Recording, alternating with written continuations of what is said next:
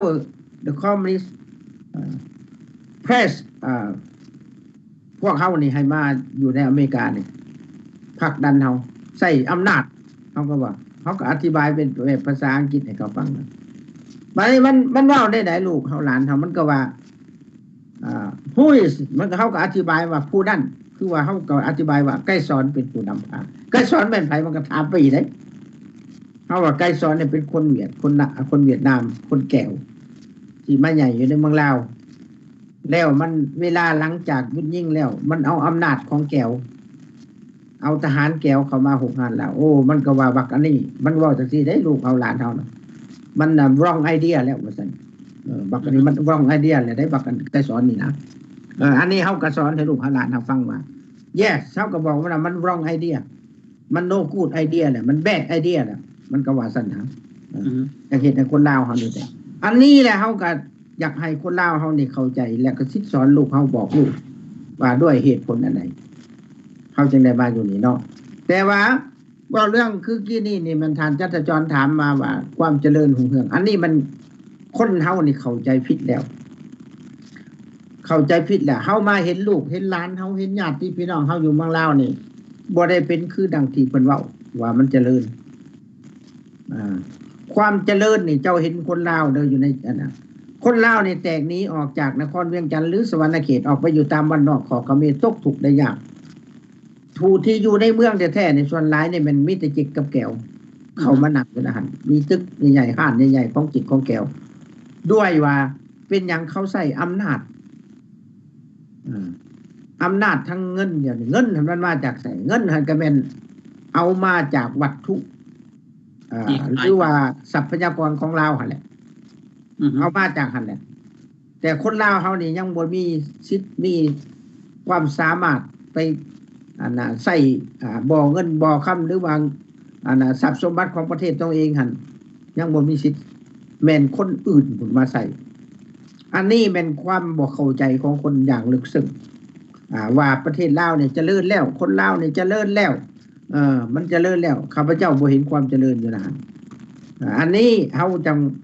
อยากให้ทุกคนเนี่ยมาคิดนำกันว่าสิ่งที่มันมีเกิดขึ้นหั่นเช่นตัวอย่างเฮือน28ชั้นบ่อยู่ไสอยู่อันบึงท่าหลวงที่กำลังเขาสร้างก็มันก็เป็นของจริงเป็นของแก้วของนายทึ่งพุ่น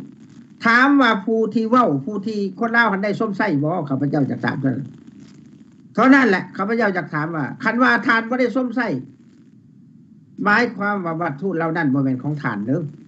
แม่นของคนอื่นพุ่นทานเพียงแต่เห็นซื่อๆเห็นในตามันเจริญซื่อๆแบบเดียวกับทานฟังเพลงแบบเดียวกับทานฟังละครม่วนในหูทานซื่อๆพอแต่ว่าใช้การบ่ได้เด้เอามาใช้เป็นประโยชน์บ่ได้ทานเห็นซื่อๆแต่ทานเอามาใช้เป็นประโยชน์ในส่วนตัวเจ้าบ่ได้เนี่ยอันนี้ต้องเข้าใจว่าถ้าหากว่าสิ่งใดมันเจริญในตัวของทานสามารถใช้ได้เช่นตัวอย่างว่าการนุ่งถือจังซี่เนาะยกตัวอย่างการนุ่งถืออันแนวดีๆงามๆถือว่ามันเป็นความเจริญในตัวเองสุขภาพของทานก็เจริญบ่เจ็บบ่ไข้มีอาหารการอยู่การกินเพียงพออันนั้นเขาเอิ้นความเจริญเดี๋ยวนี้เฮาเห็นประชาชนลาวนี่ผู้ตกทุกข์ได้ยากหาข้าวกินก็ยังบ่มีเนาะอันนี้แล้วสิถือว่าความเจริญทานเราไปเป็นน่ะที่ว่าโอ้เขาบิลดิ้งเกิดขึ้นมาใหญ่ๆด้านหลัง2หลังนี่แล้วถือว่าเจริญทานมาอยู่ประเทศสหรัฐอเมริกานี่มันมีจักบิลดิ้งในประเทศอเมริกานี่ในแต่ละบ่อนแล้วโรงเรียนอยู่ประเทศอเมริกากับโรงเรียนอยู่เมืองลาวแตกต่างกันบ่จะอยู่ในชนบทหรือบ่อยู่ในชนบทก็ตามคืออยู่ประเทศอเมริกานี่ประเทศอเมริกานี่อยู่ในเมืองใหญ่ๆกับเมืองน้อยๆหรืออยู่เมืองน้อยๆก็ตามเขาเท่าเทียมกันและส้มไส้โรงเรียนก็ซ้ำกันความเจริญของเขาเห็นบ่โรงหมอก็ซ้ำกันรถล่างถนนหนทางไปได้สะดวกสบายตามบ้านนอกของคาเมเขาแต่ว่าถามว่าอยู่เมืองลาวนี่มันเป็นจังได๋ทานบ่ผู้ที่ว่าเมื่อเห็นหั่นน่ะอันถือว่าเป็นความเจริญในข้าพเจ้าถือว่าคนนี้หั่นเป็นคนตัวตนเองบ่เข้าใจตนเองถือว่ามันเป็นความเจริญหั่นนะอันนี้แหละ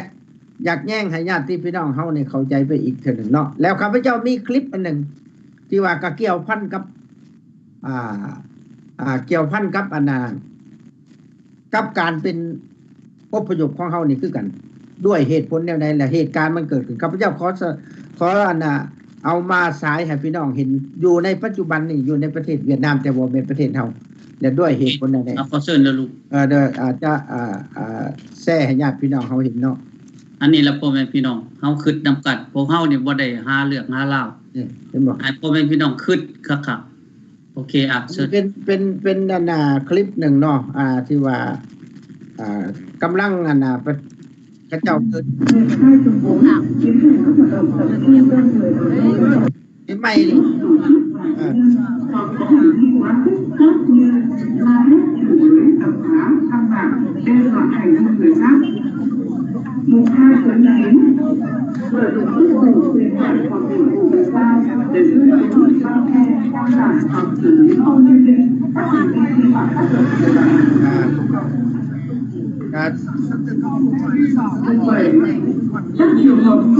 แล้วเท่านั้นเนาะข้าพเจ้าที่ขายให้ได้เท่านั้นยัง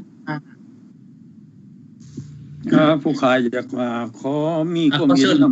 เล็กๆน้อยๆเนาะขอเชิญอย่าลุงขอเชิญผู้ขายเองก็แม่นนั่นน่ะคนลาวผู้นึงแบบสามัญชนคนธรรมดานี่แหละผู้ประโยชน์มากคือกันมาอยู่สหรัฐอเมริกาแต่ก่อนอื่นข้าพเจ้าอยากขอแสดงความเคารพและนับถือประธานอำนาจของประชาชนตลอดทั้งการจัดตั้งต่างๆพร้อมด้วยสมาชิกทุกๆคนแล้วในที่สุดผู้ข้าอยากขอถามสบายดีพวกท่านทั้ง3สบายดีนะลุงเจ้าแล้วก็ขออนุญาตออกความคิดความเห็นนำเชิญประกอบคุยเห็นได้ขอให้ระบายความในใจออกบัดจนบ่นะลุงเพื่อให้ลูกให้หลานให้พ่อแม่พี่น้องประชาชนเฮาผู้ที่ได้รับชมมาฟังได้เข้าใจหลายๆทราบซึ้งในความรู้สึกนึกคิดของญาลุงแล้วก็ของทุกคนน่ะเกือบทุกคนนั่นแหละบ่มีแตกต่างกันได้ขอเชิญเด้อกันหน่อยเรื่องที่กล่าวมานี่ทานทั้ง2คือทานสมจิตก็ดีทานนั้นผู้ตอนก็ดีเว้ามานี่ก็แม่นถูกต้องแล้วก็เหมาะสมกับความเป็นมาโดยว่าบ่แม่นหาเรื่องหาเล่าหยังใส่ผู้ใดผู้หนึ่งหรือว่าละทีได้ละทีหนึ่งว่าซั่นซะเดี๋ยวนี้เฮาสิมาเว้าว่าลูกหลานเฮานี่บ่เข้าใจก็ท่านก็ได้อธิบายมาแล้วข้าพเจ้าก็บ่อยากเว้าล้ำขึ้นอีกว่าซั่นซะมันก็เหมาะสมแล้วข้าพเจ้าอยากเว้าว่าคอมมิวนิสต์นี่นะเฮานี่ส่วนหลายเพิ่นบอกว่าพายสงครามเฮานี่บ่แม่นพายสงครามนี่เฮานี่พายลัทธิหนีจากลัทธิเป็นหยังจะหนีจากลัทธิเพราะว่าลัทธิอันนี้มันลัทธิอุบาทนะลัทธิบ่มีความซื่อสัตย์สุจริตลัทธิจึงว่าใช้อำนาจปลายปืนอยากฆ่าผู้ใดก็ฆ่าหาเรื่องใส่กันน่ะก็เอาไปฆ่าเฮ็ดให้เป็นจิตใจของประชาชนย่านกลัวโหดตูบ่สามารถสิอยู่นำได้ก็ว่าแม่นพวกคันสิเว้าว่าบ่อยู่นำได้เป็นหยังจังบ่ไปเบิดไปพวกอยู่เป็นหยังจังอยู่ได้พวกที่แตกออกมาเนี่ยมันตัดสินใจโสตายได้จังออกมาพวกที่ญาติกลัวหรือว่าเป็นห่วงนำทรัพย์สินนั่นก็บ่สามารถสิหนีได้ถ้าหากว่าเปิดแป้นแท้ๆว่าคันไผอย่างนี้นี่เด้อคันบ่มักลัทธินี่ญาติว่าเบิดอยู่ในเมืองลาวอันนี้ผู้ขาขอเว้าแจ้งๆโลดอยู่ก็สิยังเหลือตั้งแต่พวกที่ว่าสนับสนุนพวกเพิ่นเล็กๆน้อยๆหรือว่าขาแซวของพวกเพิ่นเท่านั้นอันนี้แล้วจังว่าเพิ่นมาเว้ากันว่าสันติภาพมาแล้วบาดภายหลังมาบ่นานนั่นน่ะคำถามบ่มีมาอีกหรือว่าเพลงก็เกิดขึ้นมาอีกว่าสันติภาพอยู่ไสอันนี้แหละเฮามาเปรียบเทียบใส่เบิ่งเป็นหยังจะว่าสันติภาพอยู่ไสเพราะว่ามันบ่มีสันติภาพโดยการจับกุมคุมขังเข้ ช่นข่าประชาชนหรือว่าบีสีไฟทุกสิ่งทุกอย่างฉะนั้นจังว่ามันบ่มีสันติภาพเขาจังว่าสันติภาพอยู่ไสนะสักตัวอย่างหายแห้งที่ว่าลือกันในทั่วโลกนี่ก็ดร.สมพรดร.อันนี้สมบัติสมพรนี่ก็จนเฒ่าทุกวันนี่รัฐบาลก็บ่มีความตอบมันเป็นแนวนั้นอีกจังนึงนี่เฮามาเบิ่งเฮานี่ว่ามันคันสิเว้าว่าลาวปลดปล่อยลาวมันยังบ่แม่นเด้มันส่วนหนึ่งหรือว่ามันเป็นอำนาจของแก้วคุณนะมาปลดปล่อยลาวนะเฉพาะแต่อันนั้นลาวคอมมิวนิสต์นั่นลาวแดงนั่นมันปลดปล่อยบ่ได้ดอกเซิ้นอีกมันสิมาปลดปล่อยน่ะมันย้อนว่าพวกเก๊กพวกเจ๊กพวกแก้วคุณเข้ามาผสมแต่เฮานี่จังบ่สามารถสิต้านทานได้เล็กหลายกว่าทานเพิ่นเลือดนั่นน่ะแล้วลัทธิอุบาทอันนี้เป็นหยังจะเอิ้นว่าลัทธิอุบาทก่อนสิเอิ้นว่าลัทธิอุบาทนี่บ่ว่าแต่อยู่ในประเทศเฮาประเทศเวียดนามนี่ก็ว่าแก้วปลดปล่อยแก้วแม่นตัวครับแม่นแก้วโอ้ยต้อยถ้าเฮานี่ยังว่ามีแก้วเขามานำปลดปล่อยแล้วอันนั้นแก้วต่อแก้วปลดปล่อยกันเป็นหยังเขาจังอยู่บ่ได้ก็ย้อนลัทธิอันนี้แหละก็ย้อนความบีสีไฟความบ่มีนั่นบ่มีความเป็นธรรมนี่แหละความบ่เป็นธรรมอยู่บนใดความวุ่นวายจะเกิดขึ้นอยู่บนนั้นความวุ่นวายเกิดขึ้นอยู่บนใดการต่อสู้จะมีอยู่บนนั้นมันเป็นแนวนั้นว่าเรื่องประเทศชาติบ้านเมืองแท้เฮานี่ว่าเอกราชนี่ก็คือกันท่านสมจิตบอกก็ว่าแจ้งหลายเติบแล้วอันนี้มันเอกราชจอมปลอมเบิ่งนั่นตึกล้านตึกล่างห่างห่านต่างๆนี่มันใหญ่โตโหฬารมันก็บ่เป็นของคนลาวนะมันอิ่มตายเจ้าแต่ว่าบ่อิ่มใจบ่อิ่มกายปากท้องนี่เอาไปเอามานี่คำว่าเจริญนี่เอาไปเอามาคนมันก็มีอยู่มีกินตัวความเจริญของประเทศชาติเขาเบิ่งจังได๋แน่1ด้านการทหารมันแม่นของเจ้าบ่เอาไปเอามาด้านการทหารมันแก้วเป็นผู้สั่งเห็นบ่2มาด้านการเมืองแม่นไผเป็นผู้กำหนดการก็แม่นแก้วด้านเศรษฐกิจบัดนี้เศรษฐกิจเจ้ามีหยังมีแต่พวกนายทุนเข้ามาหาหยังกูกินนายทุนก็บ่แม่นนายทุนลาวได้ลูกโอ้ยนายทุนต่างประเทศเดี๋ยวแน่เว้าง่ายๆนี่คือลุงเคยเว้านะว่าคอมมิวนิสต์ใหญ่มาผมกินคอมมิวนิสต์หน่อยได้บัดนี้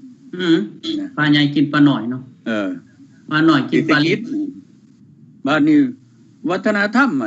วัฒนธรรมนี่เอาไปเอามาก็บ่รู้จักเฒ่าจักแก่บ่รู้จักอันน่ะผิดรู้จักตึกเอาไปเอามาก็กินยาบ้าแล้วก็เมาแล้วก็ม่วนอยู่เลยเรื่องสังคมก็ดีแต่สรุปผู้พายกันไปหาอยู่หากินแล้วอยู่ประเทศเฮามันบ่มีบ่อนหาอยู่หากินได้บาดนี้ทุกแต่ก่อนยังมีหน่อไม้นั่งหางเก็บผักหางหญ้ามีบ่อนไปเอาเดี๋ยวนี้หน่อไม้มันก็ปลาหน่อไม้มันก็เบิดแล้วนะรัฐสาวาสิงก็แม่นตัดไม้ทำลายป่าแล้วก็หากินนั้นจังว่าผู้ค้านี่จะขอเว้าอีกตัวนึงว่าอันนี้แล้วอันพวกรัฐบาลโจรรัฐบาลขายสารนี่นะมันเฮ็ดจังได๋กินน้ำย่อยก้นของลูกของหลานไปขายเนื้อขายตัวอยู่เมืองไทยขายเนื้อขายแห้งว้าตื่มอีกครับเป็นหยังจังว่ากินน้ำย่อยก้นของลูกของหลานบ่กินน้ำย่อยก้นของลูกของหลานจะได้เขาไปเฮ็ดอยู่บุญเขาไปทำมาหากินอยู่บุญเอาไปเอามาเลาะหาเก็บเงินอยู่น้ำพ่อน้ำแม่เขาอยู่น้ำกอบน้ำขั่วเขาอันนั้นแหละแม่นกินน้ำย่อยก้นนี่เรื่องมันบ่แม่นข้าพเจ้าหาว่านะครับฉะนั้นการนานๆเบิ่งความมันเจริญนี่เขาเบิ่งกันแบบนี้นะครับอันนี้ประชาชนบ่มีอยู่บ่มีกินมันสิเจริญจังได๋เอาไปเอามาแตกสรุปผู้พายไปแทนที่สิแตกไปหาคอมมิวนิสต์คำว่าคอมมิวนิสต์ดีนะ เป็นยังจังแตกไปหาลูกก่อนเสรีไปหาไปเฮ็ดหาอยู่หากินอยู่เมืองไทยพุ่นน่ะคันว่าลัทธิคอมมิวนิสต์มันดีโซเวียตเป็นยังจังแตกออกเป็นเปียงกระจัดกระจายเดี๋ยวนี้เอาไปเอามาคอมมิวนิสต์ก็ยังเหลือบ่พอเท่าใดครับปานนั้นถ้าจมมาดิกงข้อห้องอีกว่าสิพัฒนาสิเฮ็ดให้สังคมนิยมนี่เจริญก้าวหน้ามันสังคมบ่นิยมแล้วเยซูว่าสังคมนิยมเจ้าเสี่ยงเอ้ย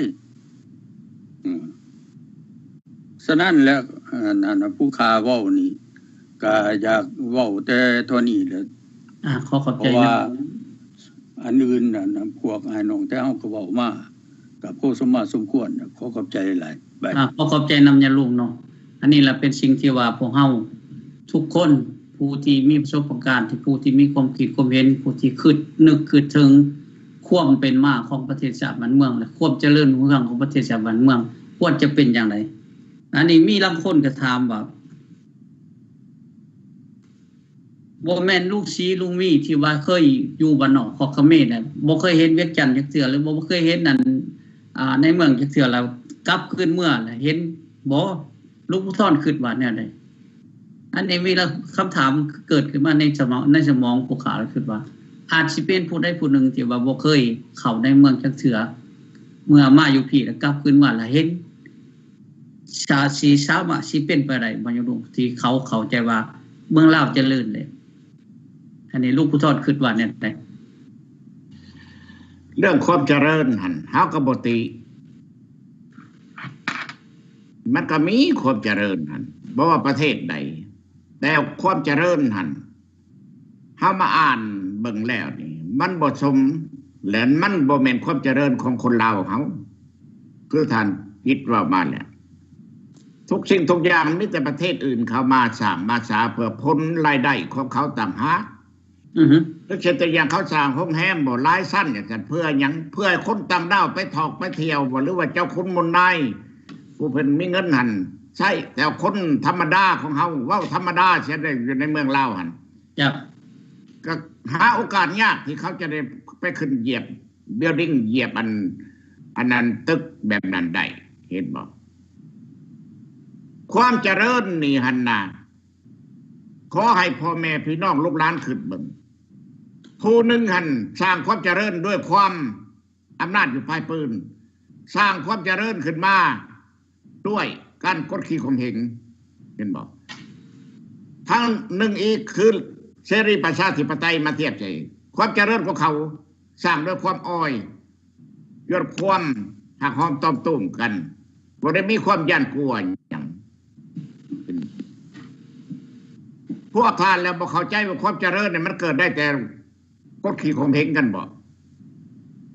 อยู่ประเทศนอกที่เขาเจริญนี่เห็นบ่ฝ่ายตะวันตกเขานี่นอกจากคอมมิวนิสต์ไปแล้วนี่มีแต่พวกเขาให้กำลังใจกันอ้อยกันยกย่องกันขึ้นมาแต่ว่าฝ่ายคอมมิวนิสต์นี่มีแต่ปราบมีแต่ข่มเหงมีแต่คนกลุ่มน้อยๆนี่ขึ้นมาเป็นนายหมู่แล้วก็ควบคุมหมู่หมดเห็นบ่นี่มันต่างกันจังซั่นความเจริญนั่นก็คือถ้าเฮาว่ามาแล้วความเจริญนั่นมันเจริญจังใดความเจริญความเจริญนี่ก่อนอื่นนั่นก่อนมันจะมีความเจริญได้มันต้องอยู่ดีกินดีเห็นบ่ให้ทุกคนมีอยู่มีกินหมดมันจังมีการพัฒนาขึ้นมายกตัวอย่างนั้นได้จะมีอยู่มีกินอ้าวบ่ต้องสร้างมานะบิลดิ้ง20ชั้น30ชั้นนะบ่ต้องสร้างนะทางรถไฟบ่ต้องสร้างนะเขื่อนนะเอา6จักรโรงงานเข้ามาเครื่องเศรษฐกิจของคนลาวก็ได้ส่งไปขายปลูกฝ่ายตัวเองปั่นฝ่ายตัวเองตำเครื่องตำผ้าตัวเองแล้วก็ยิบออกไปขายชาวโลกเขาอันนี้จะเป็นความเจริญของกสิกรรมเห็นบ่อันนี้ทุกสิ่งทุกอย่างแล้วมีแต่ว่าพวกท่านเห็นแต่ว่าบิลดิ้งใหญ่ๆมามันรายได้นี่มันเป็นรายได้ของเอกชนของพ่อค้านาเรือมันบ่แม่นรายได้ของรัฐบาลเฮาฉะนั้นคำว่ารายได้ของรัฐบาลเฮานี่41ปีหรือ42ปีเนี่ยเข้ามานี่มันควรจะมีเงินดำเงินเดือน มีทุกสิ่งทุกอย่างให้แก่อันนั้นเศร้าเมืองตัวเองเห็นบ่ในประเทศชาติบ้านเมืองของตัวเองความเจริญน่ะมันต้องหนึ่งมีอยู่มีกินให้ทุกคนมีความดีมกดีใจกินแซ่บนอนหลับมาแล้วก็เป็นการคมนาคม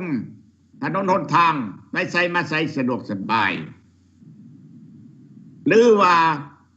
การศึกษาเห็นบ่ให้มันเจริญเพราะว่ามันจะต่ออายุหรือว่าจะพัฒนาประเทศชาติบ้านเมืองขึ้นได้ก็ย้อนการศึกษาให้มีความเจริญผู้แจ้งตาใสเห็นสภาพการของโลกประเทศเขาไปไกลจังไดเขาพัฒนาประเทศชาติบ้านเมืองเขาจังไดเขามีความสามัคคีกันด้วยจังไดโดยอำนาจปลายปืนคือคอมมิวนิสต์บ่ความสามัคคีกันนี่เห็นบ่สหรัฐอเมริกามีแต่ย่อมีแต่ปลูกฝังกันขึ้นมามีแต่เอามกเอาใจกันขึ้นมาเห็นบ่ประเทศเขายังเจริญรุ่งเรืองเนื้อหมู่หมดในโลกนี่บ่ได้แม่นคอมมิวนิสต์บ่แม่นอำนาจปลายปืนได้พออำนาจปลายปืนเนี่ยตกต่ำหมดแหละเห็นบ่โซเวียตจนแตกแหละจนเป็นรัสเซีย16ประเทศบ่แตกนี้จากโซเวียตพวกท่านก็จะมึนหูมึนตาแล้วเห็นบ่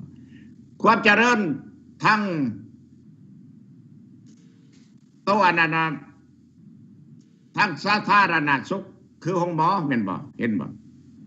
มันต้องเจริญไปจากสั้นอันนี้ห้องหมอตัวเองก็บ่มีในประเทศแลนผู้มีเงินแลนไปแต่นอกประเทศเห็นบ่ผู้อยู่ในเนี่ยบ่มีเงินสู้แล้วก็ตายพากันตายเห็นบ่มันเจริญจังได๋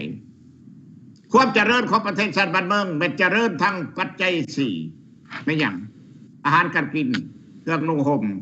บ่อนอยู่ยาพวกพยาธินี่ยาพวกพยาธิคือห้องหมอหั่นเห็นบ่อาหารการกินเศรษฐกิจของเฮานี่เห็นบ่กสิกรรมบ่อุตสาหกรรมบ่นี่มีหกจักรโรงงานในการผลิตเลี้ยงสัตว์บ่ปลูกฝังนี่กสิกรรมการเกษตรมันเจริญไปจังซั่นเจริญทางศึกษาบ่ทุกคนก็ได้แต่ปริญญา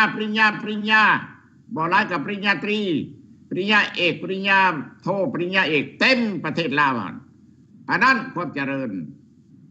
เรื่องวัตถุนี่มันเจริญไปทั้ง